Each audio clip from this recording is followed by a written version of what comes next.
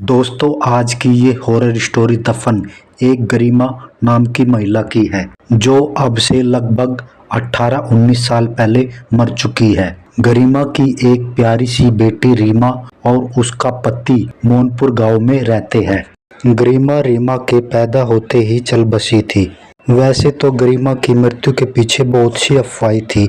वहीं पर गरिमा के पति उसकी मृत्यु का कारण बहुत दिनों से मानसिक बीमारी भी कहते हैं, लेकिन गांव वाले तो कुछ और ही कहते हैं कि जब से रीमा पेट से थी और पूरी रात जाग जाग कर अजीब सी हरकतें करती रहती थी। गांव वाले इसका ये रूप देख उससे बहुत डरते थे और गांव के कुछ लोग ये भी कहते हैं रीमा के अंदर ही उसकी माँ की आत्मा वास करती है।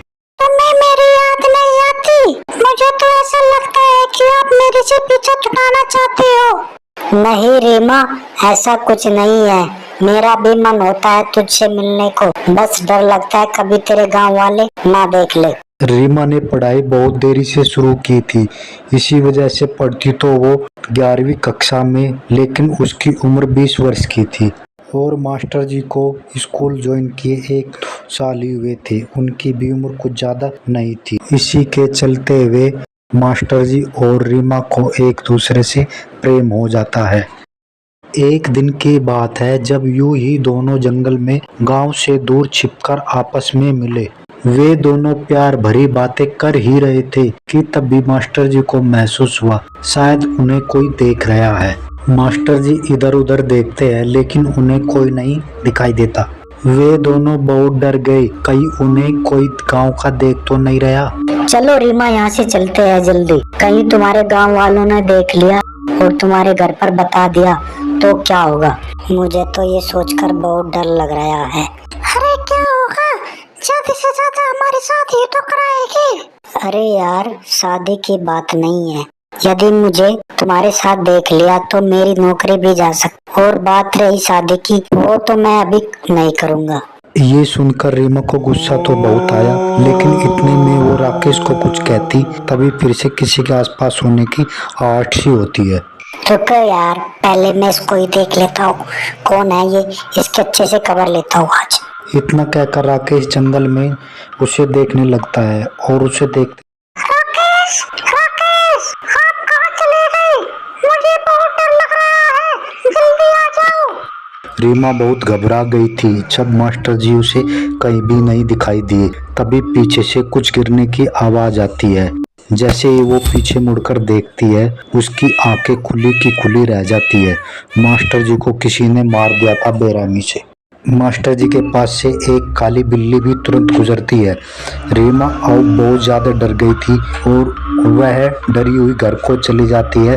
रोते रोते यही सोचती रहती है मन में कि अब क्या होगा। घर जाकर रीमा अपने आप को कमरे में बंद कर लेती है और वो मन ही मन सोच रही थी कि कहीं उसको वहां पर किसी ने देखा तो नहीं। अगर वहां किसी ने उसे देखा होगा वो फंस जाएगी।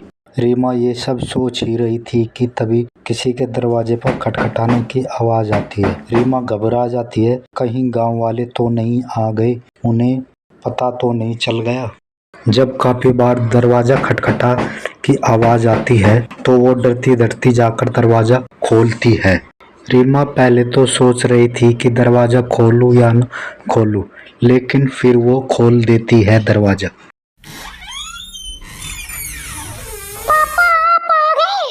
हाँ बेटा, वो आज ना मास्टर जी जो गांव के स्कूल में नए आए थे, जंगल में मारकर किसी ने उनको गिरा दिया। गांव के लोग ये बोल रहे हैं कि ये किसी चुड़ैल का काम है। चल छोड़िए, बता तू क्यों इतनी डरी हुई है और दरवाजा भी देरी से खोला? पापा, मैं सो रही थी, मैंने एक बुरा सपना देखा इसलिए।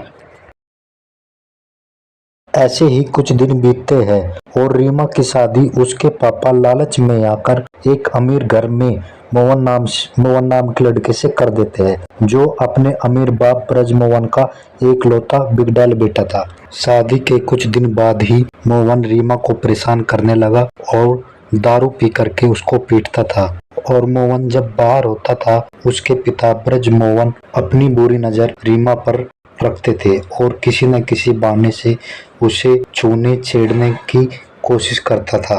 एक दिन अय्यास ब्रज मोहन रीमा को चाय के बहाने बुलाकर उसका हाथ पकड़ लेता है और उसे बोलता है, चाय तो बहुत गर्म है, इसको थोड़ी ठंडी कर दो का। रीमा को इस बात पर बहुत ही गुस्सा आ जाता है और वह रो करके चली जाती है। जब मोहन घर लौटता है तो वो सारी आपबीती मोहन को बताती है कि आज पापा ने मेरे साथ कैसे बदतमीजी की। मोहन उल्टा रीमा को ही ये कहकर डांटता है कि मुझे पता है तू कितनी बड़ी सती सावित्री है, तू ही पापा पर नैन मटक्के चला रही होगी। मुझे पता है तू उस मास्टर के साथ कैसे गुलछर्रे उड़ाती थी नदी के पास बैठ करके जंगल में। इन सब से रीमा बहुत परेशान हो चुकी।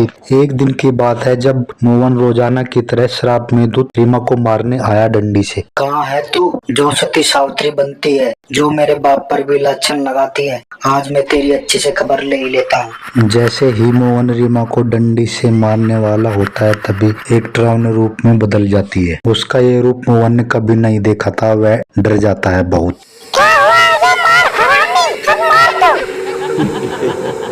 मुझे क्या समझता है मेरे को? तेरे जैसे आदमी को तो मर जाना ही चाहिए। रीमा ऐसा मत करो, आखिर में मैं तेरा पति ही तो हूँ। मैं रीमा नहीं हूँ, मैं उसकी माँ गरिमा हूँ। मैं तुम लोगों से परेशान आ चुकी थी। मेरी बेटी गरीब और बिना माँ की बेटी है तो आप उसके साथ कुछ भी करोगे, तुम्हें तो मर जाना ही अच्छा है। बेटे के जोर से चिल्लाने की आवाज सुनकर मोहन का अय्यास पिता उनके कमरे की ओर दौड़ता है। आजा बुड्ढे, तू भी आजा।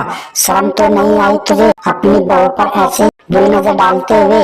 उसको अपने बेटे की रखैल समझ रखा था क्या? जो मन में आएगा वो उसके साथ करेगा। अपने बेटे की फर्श पर पड़ी लाश को देखकर ब्रजमोहन को बहुत तो आया, लेकिन वो रीमा का ऐसा डरावना रूप देख करके बहुत डर जाता है और रीमा से हाथ जोड़ करके माफी मांगता है कि वो भविष्य में अब किसी भी औरत के साथ ऐसा नहीं करेगा। मैंने अपने पिता से वादा किया था कि मैं कभी अपने असली रूप में नहीं आऊंगी, लेकिन तुम दरिंदों की वजह से मुझे ऐसा करना पड़ा। तुझे शर्म नहीं आई अपनी बहू पर गंदी नजर डालते हुए? वो मास्टर जी भी तेरे जैसा था दरिंदा, उसके लिए भी लड़की एक खिलौना थी। पहले मैंने उसको मारा, वो मुझसे झूठा प्यार का जासा देकर मेरा फायदा उठाना चाहता था। फिर तू और तेरा ये शराबी बेटा भी ऐसा ही दरिंदा निकला। तुम जैसे दरिंदे लोगों को तो मर जाना ही अच्छा है। इन सब के बाद रीमा अपने रूप में आ जाती है और उसको कुछ भी याद नहीं आ रहा है। उसको कुछ भी याद नहीं था कि यहाँ पे क्या